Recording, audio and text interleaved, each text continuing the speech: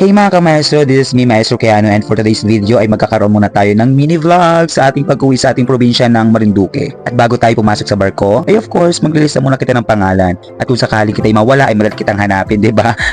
So ilista natin yung name and lugar kung saan tayo ipinanganak, kung saan tayo nakatira. And of course, after that, isaakit tayo sa loob, silipin natin ang barko na sasakyan natin. Actually, ang biyahe ko ay almost 2.5 to 3 hours papunta sa aming probinsya and almost 12 hours in general para makarating ako ng aming bahay. And of course, yan. Actually, inaantok na tayo dyan kasi around 12 midnight tayo nakarating ng Dalahican Port dito sa Lucena. And tara, samahan niyo ako sa pag-uwi, paglalakbay. Kahit wala naman talaga kayong pakialam sa buhay ko, tara, samahan niyo pa rin ako sa aking paglalakbay sa probinsya ng Marinduque. Let's go!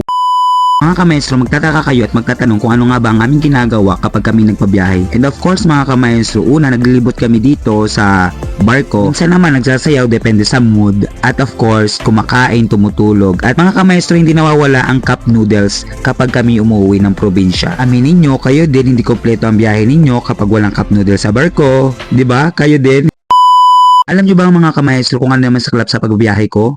Kung kailan ako antok na natutulog sa barko ay saka naman na malapit na kaming dumaong. So andito na kami ngayon sa Balanacan Port dito sa Mugpog, Marinduque and makikita ko na ang aking inay at itay. Alam nyo mga ka-maestro, masarap umuwi at masarap uwian ang mga magulang. Kaya nga, ang goal ko talaga ay umuwi. Kasi nga malayo nga ako sa kanila. Hindi naman pwedeng umuwi lang tayo dahil pag wala na sila, diba? Uwian natin sila hanggat nabubuhay pa. Kaya namimiss ko talaga silang dalawa. Alam nyo ba mga ka-maestro, nakakamiss yung ganitong tinapay. Tuwing umuwi yung mga kapatid ko na galing Manila, ito yung lagi naming nasasalubong sa kanila. Kakamiss, no? And of course mga ka-maestro, malapit na kami. Malapit na ako sa aking bahay. And charan! Andito na ako! Na hindi mo ako sinasalubong. Alam ko kay Madating, lalaki sa sino ka.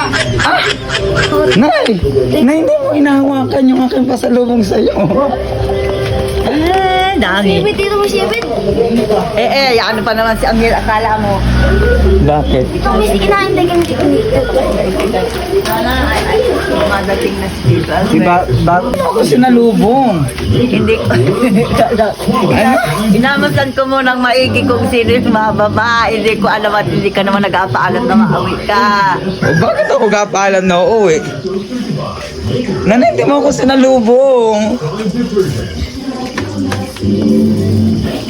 Sabi ni Kuya mo ay, Say. sabi ba si Albert?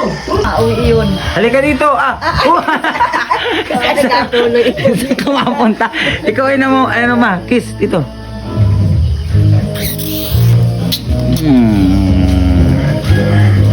Isa pa, kiss dito, isa pa. Sabi ko, amit na, paasasa mo naman si Ikaw naman. tito niya.